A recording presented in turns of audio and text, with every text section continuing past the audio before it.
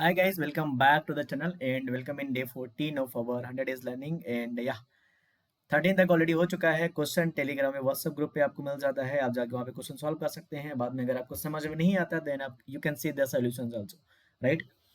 Consider a processor with registers and instruction set of size 12। तो यहाँ पे देखो कंसीडर करना है, हमें मानना है कि प्रोसेसर विथ रजिस्टर्स, ओके यहाँ पे 64 था। Consider a processor with 64 registers and an instruction set of size 12. So number of register जो हमारे पास है, number of registers वो थे 64. So how many bits required? Bits required कितनी होगी एड्रेस करने के लिए? Bits required will be log of 64, that is a 6. भाई अगर हमें 64 रजिस्टर्स को नंबरिंग करना है तो 0 से लेके 64 तक हम 6 बिट से कर सकते हैं आराम से, easily you know that, right. क्योंकि 2 पावर 6 कितना होता है? 64 होता है, right. So we can give the numbering now. I think you got it. An instruction set of size है 12। सो नंबर ऑफ इंस्ट्रक्शंस यहाँ पे कितना है? नंबर ऑफ इंस्ट्रक्शंस यहाँ पे कितना है? 12। ओके, सो बिट्स कितनी रिक्वायर्ड होगी यहाँ पे? बिट्स रिक्वायर्ड होगी for op code. For op code कितनी होगी? Log 12, that is a 4 bit लगेंगे maximum 4 bit, right. Now each instruction है 5 डिस्टिंक्ट फील्ड्स। तो हमारे पास इंस्ट्रक्शन जो है उसमें 5 डिफरेंट फील्ड्स हैं, 1 2 3 4 5। One is a field namely op code, another one is a op code, 2 source register identifiers. So let's see R1 is there, R2 is there, 1 destination register identifier, let's see R3 is there, and 12 bit immediate value. So immediate value जो हमारी है वो कितनी है? immediate value 12 bit. Okay, so see that what they are asking, each instruction must be stored in memory in a wide aligned fashion. Each instruction is stored in memory in a wide aligned fashion. That is a very important thing. That's why I have taken this question. If a program has instructions, okay, a program has instructions, suppose that they are telling that how many instructions, okay, suppose that a program has I can say that key 100 instructions, they are not mentioning instructions, so let's say 100 instructions. The amount of memory in bytes consumed by the program text is, okay, so हमारे पास ऐसी 100 instructions है जिनका ये format है और हमें bite align fashion में store करना है, तो कितना मेमोरी लगेगा बाइट में इस प्रोग्राम के द्वारा, ठीक है।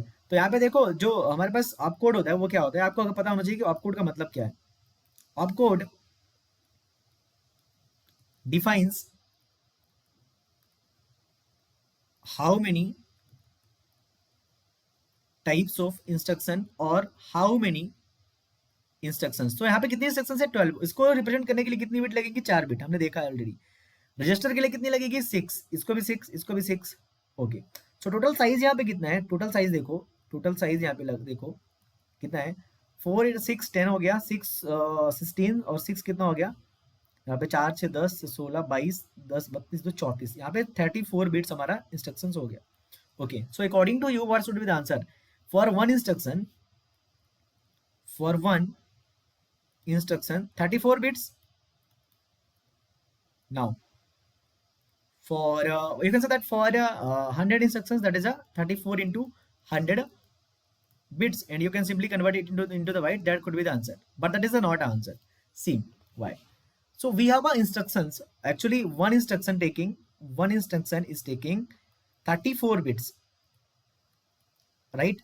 Now how many instructions we have to store? We have to store I1 I2 I3 up to I100 because we have to store the 100 instructions, okay. The question is saying that they are storing the instruction in wide aligned fashion. So what is the meaning of that? Wide aligned fashion means each instruction will be stored in a wide manner. मतलब क्या है? अगर मैं इसको अगर white में convert करूं तो ये कितने बाइट हो सकता है बताओ? 32 का 4 बाइट हो गया, इसका 4 बाइट हो गया, plus 1 byte is plus 2 bits, ये इंस्ट्रक्शन है।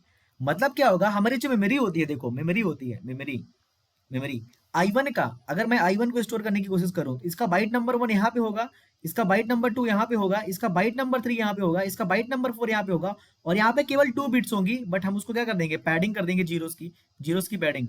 तो इंस्ट्रक्शन नंबर 1 कितने बिट है? 34 बिट्स है। Even though it is 34 bits, it will take the 5 byte, it will take the 5 byte. क्यों? कि हमें वाइड अलाइंड फैशन में स्टोर करना है। मतलब क्या है वाइड अलाइंड फैशन का? मतलब कि एक स्टोर पे, एक पर्टिकुलर एड्रेस पे केवल एक ही इंस्ट्रक्शन का डेटा होना चाहिए और पूरा बाइट उस इंस्ट्रक्शन को भी एलोकेट होना चाहिए। तो इंस्ट्रक्शन नंबर 1 कितना ले रहा है 5 बाइट, सेम चीज I2 भी लेगा 5 बाइट, सेम चीज I3 भी लेगा। तो सारे इंस्ट्रक्शन कितने लेंगे I1 I2 5 5 5 I3 5 up to I100 कितना लेगा 5।